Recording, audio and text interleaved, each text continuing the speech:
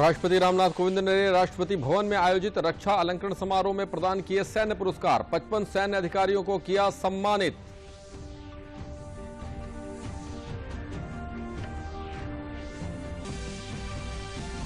भाजपा के राष्ट्रीय अध्यक्ष जेपी नड्डा आज से उत्तर प्रदेश के 2 दिवसीय दौरे पर। जेपी नड्डा गोरखपुर और कानपुर में बूथ अध्यक्ष सम्मेलनों को करेंगे संबोधित। कानपुर में क्षेत्रीय कार्यालय के उद्घाटन के साथ ही 7 जिला कार्यालयों का करेंगे वर्चुअल उद्घाटन। मुख्यमंत्री योगी आदित्यनाथ ने गोरखपुर में 1500 लाभार्थियों को सौंपे प्रधानमंत्री गरीब शहरी आवास। कहा, पूर्व की सरकारों ने इस क्षेत्र में नहीं किया कोई काम, चेहरे देखकर दिया जाता था सरकारी योजनाओं का लाभ। और उत्तर प्रदेश लोकसेवा आयोग द्वारा चयनित 310 विशेषज्ञ चिकित्सकों को कल लखनऊ में मुख्यमंत्री योगी आदित्यनाथ ने सौंपे नियुक्ति पत्र। उन्होंने 15 नए कोविड टेस्ट लैब का भी किया लोकार्पण। नमस्कार, मैं हूं हेमेंद्र तोमर। समाचार विस्तार से। राष्ट्रपति रामनाथ कोविंद देश की सुरक्षा के लिए अदम्य साहस का प्रदर्शन करने वाले जवानों को राष्ट्रपति भवन में आयोजित रक्षा अलंकरण समारोह में वीरता पुरस्कार से सम्मानित किया। समारोह में प्रधानमंत्री नरेंद्र मोदी और रक्षा मंत्री राजनाथ सिंह भी मौजूद रहे। एक वीर चक्र, 2 कीर्ति चक्र जिसमें 1 मरणोपरांत, 10 शौर्य चक्र जिसमें 2 मरणोपरांत, 2 को उत्तम युद्ध सेवा मेडल, 14 को परम विशिष्ट सेवा मेडल और 26 को अति विशिष्ट सेवा पदक प्रदान किया गया। इस अवसर पर एक राष्ट्रीय राइफल्स के प्रकाश जाधव को मरणोपरांत कीर्ति चक्र से सम्मानित किया गया। मेजर विभूति शंकर ढौंडियाल को मरणोपरांत शौर्य चक्र से सम्मानित किया गया। वायुसेना के ग्रुप कैप्टन अभिनंदन को वीर चक्र से सम्मानित किया गया। अभिनंदन वर्धमान ने 27 फरवरी 2019 को एक पाकिस्तानी F-16 लड़ाकू विमान को हवाई युद्ध में मार गिराया था। इसके बाद वह 3 दिनों तक पाकिस्तान के कब्जे में रहे थे।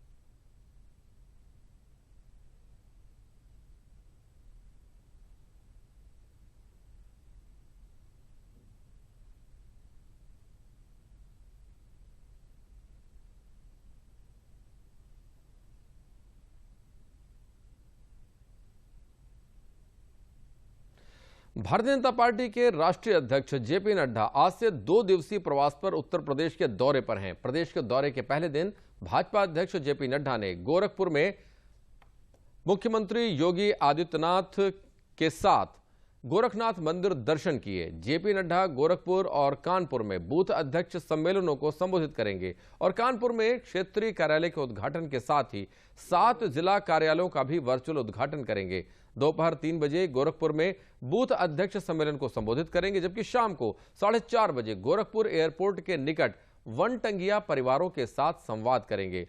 इसके बाद उनका लखनऊ में पार्टी के राज्य मुख्यालय पहुंचने का कार्यक्रम है।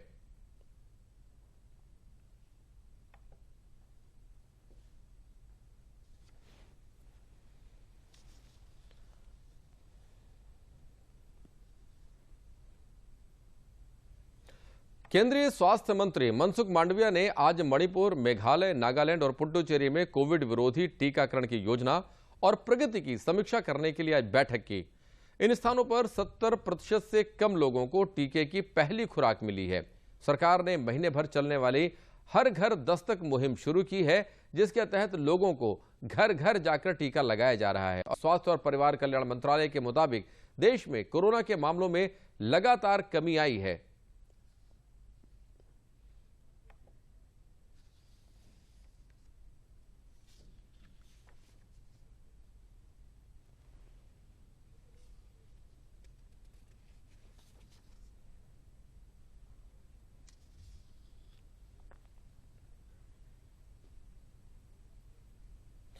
मुख्यमंत्री योगी आदित्यनाथ ने गोरखपुर विकास प्राधिकरण द्वारा निर्मित प्रधानमंत्री आवास योजना के अंतर्गत लगभग 1500 लाभार्थियों को प्रतीकात्मक चाबी प्रदान की, जिसमें 149 अल्पसंख्यक, 394 पिछड़ा वर्ग, 281 अनुसूचित जाति, 12 अनुसूचित जनजाति तथा 664 सामान्य जाति के लाभार्थी शामिल हैं। इस अवसर पर लोगों को संबोधित करते हुए मुख्यमंत्री ने कहा कि प्रधानमंत्री नरेंद्र मोदी ने सबका साथ सबका विकास का जो मंत्र दिया है उसका लाभ हर तबके को मिल रहा है। प्रधानमंत्री आवास योजना के अंतर्गत प्रदेश में 45 लाख लोगों को आवास उपलब्ध कराया गया। उन्होंने विपक्ष पर आरोप लगाते हुए कहा कि विगत के वर्षों में उनकी सरकारों में आम जन के कल्याण के लिए कोई कार्य नहीं हुए। सरकारी योजनाओं का लाभ चेहरे देखकर दिए जाते थे।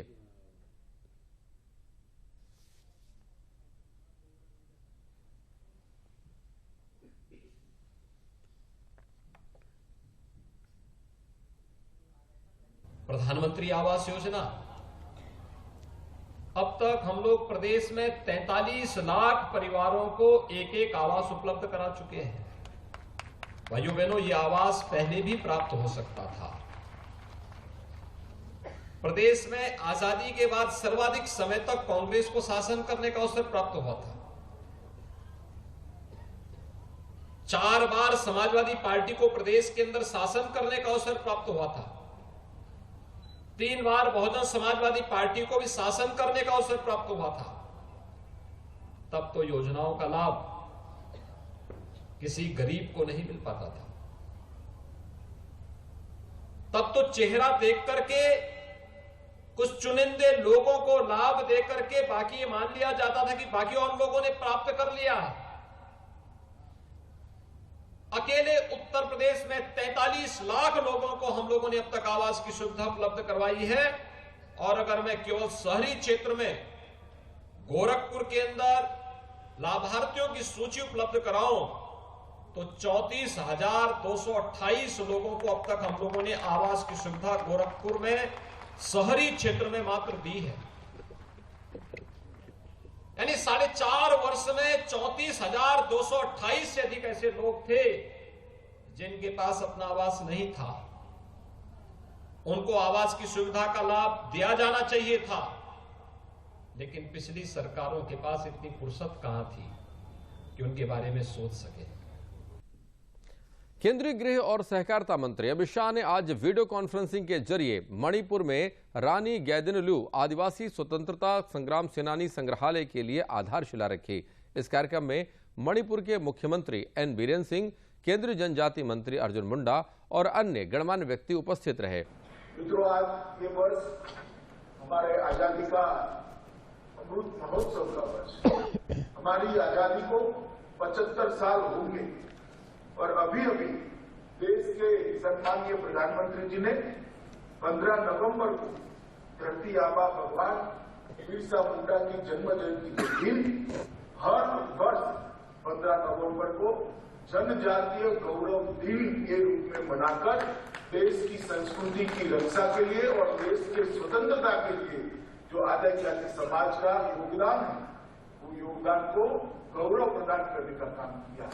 और चूंकि इस वर्ष आजादी के 75वां वर्ष है, इसलिए ये पूरा सप्ताह 15 से लेकर 22 तक का हम यहाँ पर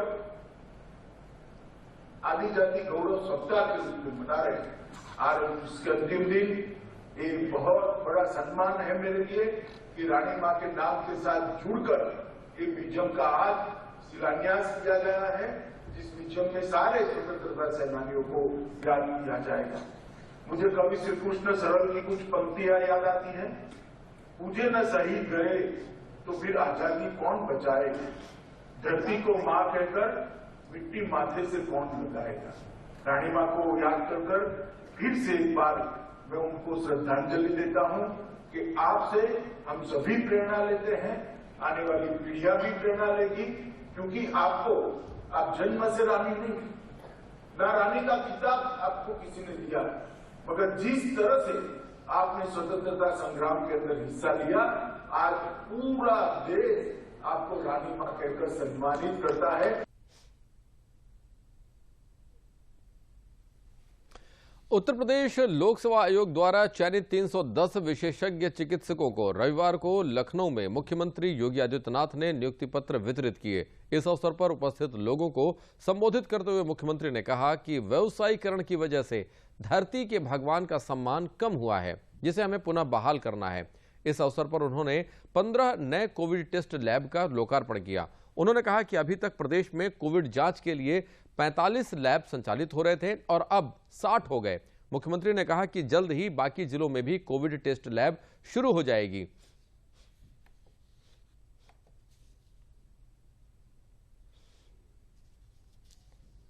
मेरा ये मानना है कि चिकित्सक के प्रति एक सामान्य नागरिक के मन में एक बड़ा सम्मान का भाव है, लेकिन पिछले कुछ समय से इस भावना का ह्रास भी हुआ है, क्योंकि व्यक्ति जब अधिकाधिक व्यावसायिक बुद्धि का से काम करने लगता है तो वह समाज और आम जन की भावनाओं का, उनका समर्थन एक प्रकार से खोता हुआ दिखाई देता है। एक भावना पहले होती थी डॉक्टर को कि इस धरती पर भगवान के रूप में लोग उसकी पूजा करते थे। वह अपनी अत्यधिक व्यावसायिक वृत्ति के नाते इस क्षेत्र में कार्य करने वाले विशेषज्ञों ने, चिकित्सकों ने उसको खोया है। लेकिन आज जब शासन ने, केंद्र सरकार ने, आदरणीय प्रधानमंत्री जी ने प्रधानमंत्री जन आरोग्य योजना के अंतर्गत आयुष्मान भारत की योजना प्रारंभ की, इसके साथ ही उत्तर प्रदेश सरकार ने भी मुख्यमंत्री जन आरोग्य योजना को प्रारंभ करके प्रत्येक उस जरूरतमंद व्यक्ति को जो पहले बीमार होता था, वे मान लिया जाता था कि अब वह उसके लिए एक असाध्य बीमारी असाध्य हो गई है, आज उसे 5 लाख रुपए सालाना स्वास्थ्य बीमा का कवर दिया जा रहा है। कमोबेश एक बड़ी आबादी स्वास्थ्य सुविधा से आच्छादित हुई है। लखनऊ में चल रहा 2 दिवसीय 56वां पुलिस महानिदेशक महानिरीक्षक सम्मेलन संपन्न हो गया है। सम्मेलन में को हाइब्रिड्स प्रारूप आयोजित किया गया, जिसके प्रधानमंत्री ने भी प्रशंसा की। प्रधानमंत्री ने सम्मेलन के दौरान चर्चाओं में शिरकत की। सम्मेलन के समापन संबोधन में प्रधानमंत्री ने सभी पुलिस संबंधित घटनाओं के विश्लेषण तथा सीखने की इस प्रक्रिया को संस्थागत करने पर बल दिया है और उन्होंने देश भर की पुलिस फोर्स के लाभ के लिए साझा तकनीकों पर जोर दिया है। साथ ही गृह मंत्री के नेतृत्व में एक उच्च स्तरीय पुलिस टेक्नोलॉजी मिशन भी गठित करने के लिए प्रधानमंत्री ने कहा, ताकि जो तकनीक है उसे जमीनी स्तर पर पुलिस आवश्यकताओं के अनुरूप ढाला जा सके। प्रधानमंत्री ने ड्रोन तकनीक का उपयोग लोगों के लाभ के लिए करने पर भी जोर दिया है। उन्होंने 2014 में लागू की गई स्मार्ट पुलिसिंग की नियमित समीक्षा के लिए भी कहा। उसमें लगातार बदलाव लाने और उसे संस्थागत करने पर बल दिया है। पुलिस की रोजमर्रा की समस्याओं के समाधान के लिए उन्होंने उच्च तकनीक शिक्षा प्राप्त युवाओं को जोड़ने के लिए कहा, ताकि हैकाथन माध्यम से तकनीक समाधान जोड़े जा सकें।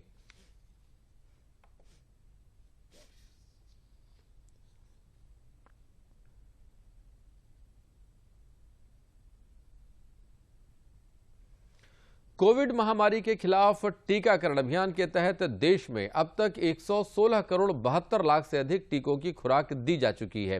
देश में पिछले 24 घंटों में 12,329 मरीज स्वस्थ हुए। रिकवरी रेट 98.3% है। वहीं 10,488 नए मामले सामने आए हैं। सक्रिय मामलों की संख्या लगभग 1,22,714 है।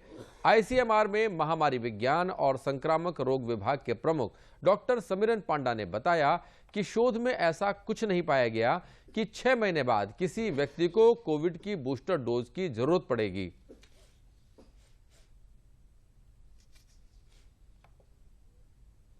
केंद्रीय मंत्री मुख्तार अब्बास नकवी ने कहा है कि कृषि कानूनों पर केंद्र सरकार ने तकरार और टकराव का रास्ता नहीं चुना। सरकार ने बातचीत के जरिए मामले को सुलझाने की अधिकतर कोशिश की और अब जल्द ही संसद के जरिए कृषि कानूनों को रद्द करने की प्रक्रिया की जाएगी। मुख्तार अब्बास नकवी ने रामपुर में कहा कि प्रधानमंत्री नरेंद्र मोदी सिर्फ देश के ही नहीं, विश्व के सबसे बड़े नेता हैं। उन्होंने कहा कि जम्मू कश्मीर में 370 अनुच्छेद हटाए जाने के बाद से ही बहुत सकारात्मक बदलाव देखे जा सकते हैं। ये सरकार वो सरकार है जो पहले दिन से मेरा गांव, मेरा देश, मेरा खेत, मेरा खलियान, इसके संकल्प के साथ उसने काम किया।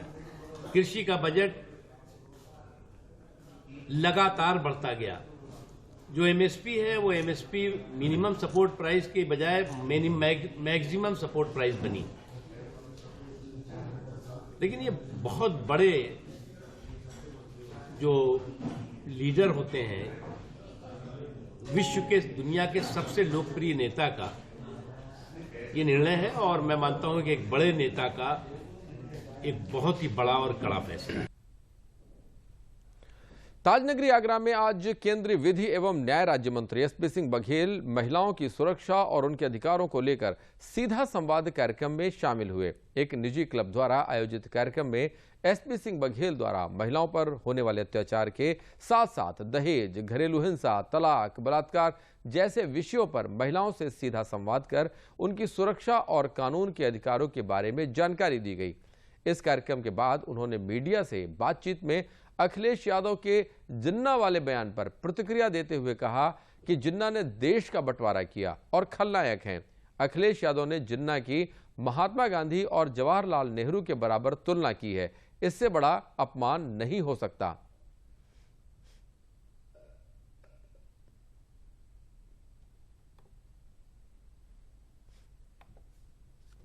लेडीज़ को बेसिक लॉज के बारे में पता होना बहुत ज़रूरी होता है। जब एक महिला लॉ के बारे में जानती है तो किसी भी इनजस्टिस से लड़ने के लिए वो कहीं पर भी तैयार होती है, चाहे वो घर हो, वर्क प्लेस हो या सोसाइटी में कोई भी जगह हो। और जब एक महिला कानून के बारे में अच्छे से जानती है तो वो बाकी महिलाओं को भी, अपनी जो उसकी डिपेंडेंट होती हैं या कोई भी, उन्हें भी स्ट्रेंथ देने का, उन्हें भी सक्षम करने का मादा रखती है।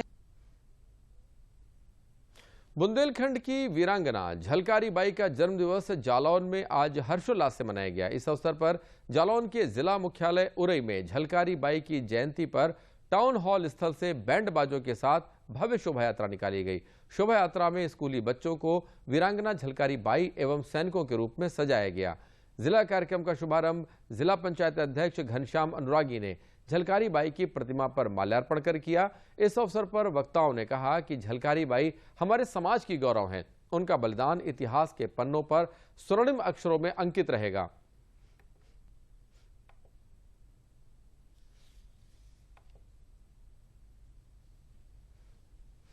आज़ादी के अमृत महोत्सव की श्रृंखला में हमारे अमर शहीदों को नमन करने के लिए वीरांगना झलकारी बाई जी का आज जन्मदिवस है, तो उनको हमारे श्रद्धा सुमन अर्पित करने के लिए यह कार्यक्रम आयोजित किया गया है। और इसमें जो हमारे बच्चों ने एक रैली निकाली थी और जो वीरांगना झलकारी बाई के हैं उनको याद किया गया, उनके द्वारा किए गए बलिदानों को लोगों ने याद किया और उन्हें श्रद्धा सुमन अर्पित किया। 1857 की अमर शहीद महारानी लक्ष्मीबाई के जन्मोत्सव पर उनका जयंती का आयोजन हुआ है।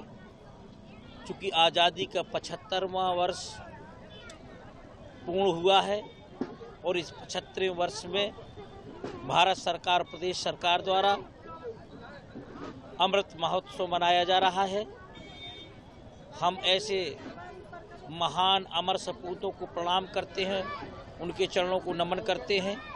उसी कार्यक्रम में विशाल वीरांगना झलकारी बाई जयंती का आयोजन किया है। भारतीय अंतर्राष्ट्रीय फिल्म महोत्सव के दूसरे दिन कई फिल्मों और गैर फीचर फिल्मों का प्रदर्शन हुआ, तो क्रिएटिव माइंड्स ऑफ टुमारो की श्रेणी के अंतर्गत नए युवा फिल्मकारों को अपनी प्रतिभा दिखाने का मौका भी मिला। असम से 4 फिल्मों, 3 फीचर और 1 गैर फीचर ने भारतीय अंतर्राष्ट्रीय फिल्म महोत्सव के भारतीय पैनोरमा में जगह बनाई है। आइमी बरुआ द्वारा सेमखोर फिल्म दिमासा भाषा की फिल्म है और भारतीय पैनोरमा की ओपनिंग फिल्म भी रही है। भारतीय फिल्म पैनोरमा का उद्घाटन सूचना और प्रसारण मंत्री अनुराग सिंह ठाकुर ने किया। इस मौके पर हिमाचल प्रदेश के राज्यपाल भी मौजूद रहे।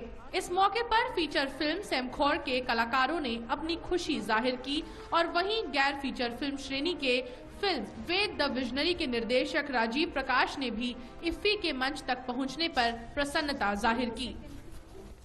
The film Shamkhor is the dream of each and every Dimasa in Assam. Our film Shamkhor is the first Dimasa film to be selected in Indian Panorama. With the Visionary has been a most cherished project close to my heart. It is a treasure trove of visual history documented on film and how my father conquered the world of newsreel filming. 52वें IFFI में इस बार 75 creative minds of tomorrow की श्रेणी के अंतर्गत नए युवा फिल्मकारों को अपनी प्रतिभा दिखाने का मौका मिला। इन फिल्मों का चयन एक खास जूरी द्वारा किया गया। इस श्रेणी का उद्घाटन सूचना और प्रसारण मंत्री अनुराग सिंह ठाकुर ने किया और कहा कि प्रसून जोशी और केतन मेहता जैसे बड़े फिल्मकारों से इन युवाओं को बहुत कुछ सीखने को मिलेगा। फिल्म इंडस्ट्री के सामने चैलेंजेस क्या है, हमारे देश में कैसे लोगों को आगे आने का मौका मिलता है। बहुत सारे ऐसे उदाहरण देखने को मिलता है कि लोग अपने शहरों को छोड़कर मुंबई के फुटपाथ पर जाकर सोते हैं। 10-10 साल बिताने के बाद भी इन लोगों के साथ काम करने का अवसर नहीं मिल पाता है, लेकिन आपको वो सब करने से पहले इनसे सीखने का अवसर देने का काम भी हमने किया है। इफ्फी के साथ इस बार ब्रिक्स देशों की फिल्मों का प्रदर्शन भी हो रहा है। इस श्रेणी की शुरुआत दूसरे दिन हुई। We have a fantastic jury to take the process forward, a fantastic collection of films, a bouquet of films which reflect the diversity of filmmaking in all the 5 countries. IFFI के आयोजन को लेकर दर्शकों में भी काफी उत्साह है और बड़ी संख्या में लोग आयोजन में शिरकत कर रहे हैं। मेरे हाथ में तो धमाका लगी है, सुपर, बहुत अच्छा धमाका है, मस्त सी। कल का वो इनॉग्रल शो भी बहुत बढ़िया था और आज की धमाका जो मूवी देखी है बहुत बढ़िया। टॉपिक ज्यादा नहीं बोल सकते लेकिन बहुत बढ़िया इशू को पकड़ा है। वहीं दूसरे दिन इफ्फी में मास्टर क्लासेस और इन कॉन्वर्सेशन सेशंस की शुरुआत भी हुई, जिसमें मधुर भंडारकर जैसे दिग्गजों ने भाग लिया। प्रसार भारती के मुख्य सतर्कता अधिकारी हर्षदीप श्रीवास्तव ने आज लखनऊ का दौरा किया। उन्होंने दूरदर्शन केंद्र लखनऊ के सभागार में दूरदर्शन और आकाशवाणी के समाचार कार्यक्रम अभियांत्रिकी, सिविल अभियांत्रिकी, प्रशासन और लेखा विभाग के अधिकारियों के साथ बैठक करके सतर्कता से जुड़े मुद्दों की समीक्षा की। मुख्य सतर्कता अधिकारी ने कहा कि दूरदर्शन और आकाशवाणी के सभी अधिकारियों और कर्मचारियों को सत्यनिष्ठा और ईमानदारी के साथ ही पारदर्शिता बरतते हुए अपने कार्य दायित्वों का निर्वहन करना चाहिए। उन्होंने दूरदर्शन और आकाशवाणी की संपत्तियों और उनसे जुड़े विवादों आदि पर भी वर्तमान स्थिति की समीक्षा की। बैठक में दूरदर्शन के उप महानिदेशक समाचार आरपी सरोज, दूरदर्शन के केंद्राध्यक्ष और उप महानिदेशक अनुपम स्वरूप, आकाशवाणी के केंद्राध्यक्ष और उप महानिदेशक पीपीएल पाल, कार्यक्रम प्रमुख दूरदर्शन रमा अरुण त्रिवेदी, कार्यक्रम प्रमुख आकाशवाणी मीनू रानी दुबे, निदेशक अभियांत्रिकी के गुप्ता, आकाशवाणी के समाचार प्रमुख दिलीप शुक्ला, सहायक अभियंता सिविल ए पांडे और सहायक निदेशक समाचार राजीव चतुर्वेदी सहित अन्य अधिकारियों ने शिरकत की। जगतगुरु संत शिरोमणि आचार्य विद्यासागर जी के संस्कृति शास्त्राचार्य स्वर्ण महोत्सव के अवसर पर आज एक विशेष डाक टिकट का आवरण और विरूपण डाक विभाग द्वारा किया गया। भगवान चंद्र प्रभु जैन सेवा संस्थान द्वारा आयोजित कार्यक्रम के मौके पर लखनऊ के मुख्य पोस्टमास्टर जनरल केएस वाजपेयी और आईआरएस आशु जैन ने किया। इस मौके पर वक्ताओं ने कहा कि संत शिरोमणि आचार्य विद्यासागर के विचारों का अनुसरण करना चाहिए।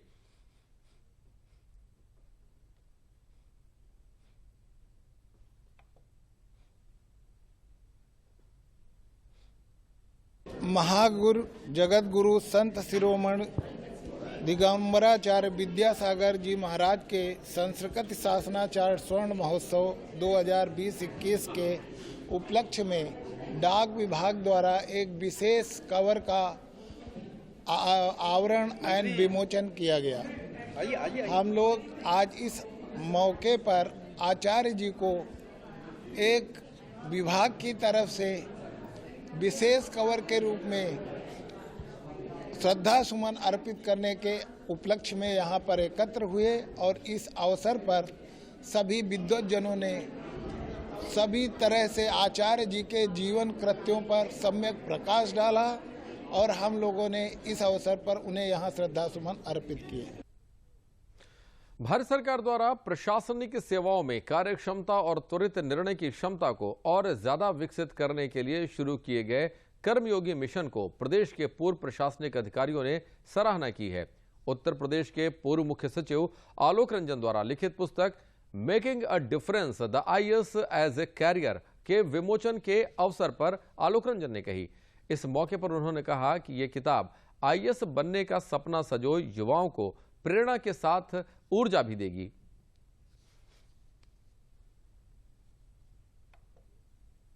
ये किताब making a difference IAS as a career मैंने आईएएस सेवा के बारे में लिखा है और मेरा उद्देश्य इसको लिखने का है कि जो लोग आईएएस सेवा में आना चाहते हैं और जो आईएएस सेवा में हैं, दोनों को मैंने इससे एड्रेस किया है। और मेकिंग अ डिफरेंस का मतलब है कि समाज में परिवर्तन लाइए, समाज में बदलाव लाइए, सकारात्मक परिवर्तन लाइए। मिशन कर्मियों की बहुत ही अच्छा कदम है। पहली बार ऐसा कदम लिया गया है जिससे कि वास्तव में जो हमारी सेवा के लोग हैं, जो अधिकारी लोग हैं, उनके अंदर जो प्रतिभा है उसको किस तरीके से उजागर किया जाए, सामने लिया जाए और किससे उनको और आगे बढ़ाया जाए, इस सब पे काम होगा। बस्ती में सांसद खेल महाकुंभ के समापन और पुरस्कार वितरण समारोह को वर्चुअल माध्यम से संबोधित करते हुए केंद्रीय खेल एवं सूचना एवं प्रसारण मंत्रालय मंत्री अनुराग ठाकुर ने कहा कि शीघ्र ही बस्ती में उच्च तकनीकी सुविधाओं युक्त इंडोर स्टेडियम की सुविधा खिलाड़ियों को उपलब्ध होगी। उन्होंने बस्ती जनपद में खेलों को बढ़ावा देने के लिए हर संभव मदद देने का आश्वासन दिया। उन्होंने कहा कि प्रधानमंत्री स्वयं भी खेलो इंडिया खेलो तथा फिट इंडिया मूवमेंट के माध्यम से खिलाड़ियों को प्रोत्साहित करते हैं। उन्होंने कहा कि उत्तर प्रदेश के कई जनपदों में खेल का सामान तैयार किया जाता है। इससे उत्तर प्रदेश की अंतर्राष्ट्रीय स्तर पर पहचान बनी है। प्रदेश के खेल युवा कल्याण एवं पंचायती राज मंत्री उपेंद्र तिवारी ने अमर शहीद सत्यवान सिंह स्टेडियम में सांसद खेल महाकुंभ के विजयी प्रतिभागियों को पुरस्कार वितरण किया।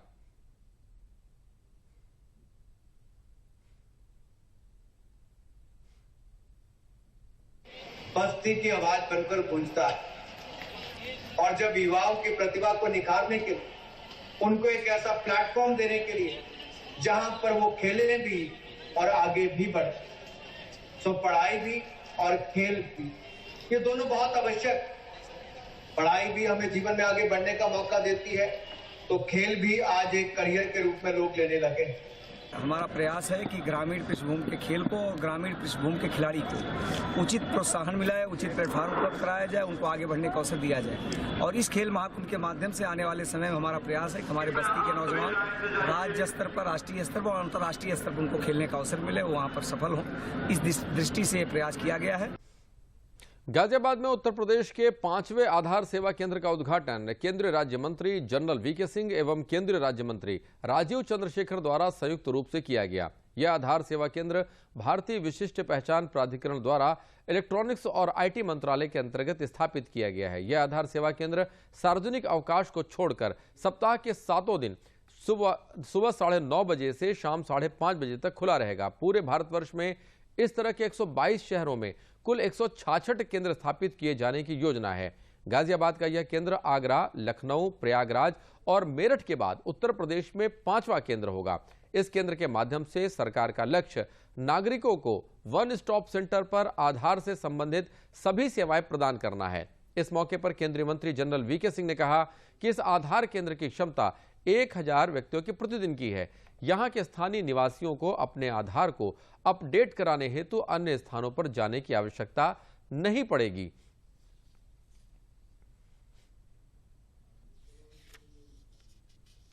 पांचवा केंद्र है उत्तर प्रदेश में और एक प्रधानमंत्री जी का एक जो डिजिटल इंडिया का जो विजन है उसके तहत हम उत्तर प्रदेश में 5 आधार सेवा केंद्र खोल चुके हैं और 5 और खोलेंगे।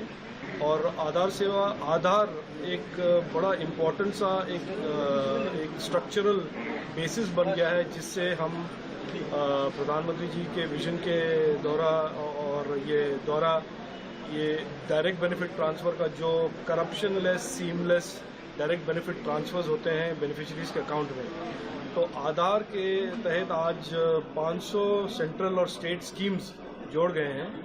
और आधार सेवा केंद्र से जो लोगों को जो कठिनाई होती है कि आधार के फॉर्म में डेट ऑफ बर्थ चेंज करना है या एड्रेस चेंज करना है, इससे बहुत ही आसान हो जाएगा और गाजियाबाद के आसपास के लोगों को ये एक बहुत ही एक महत्वपूर्ण एक सर्विस होगा।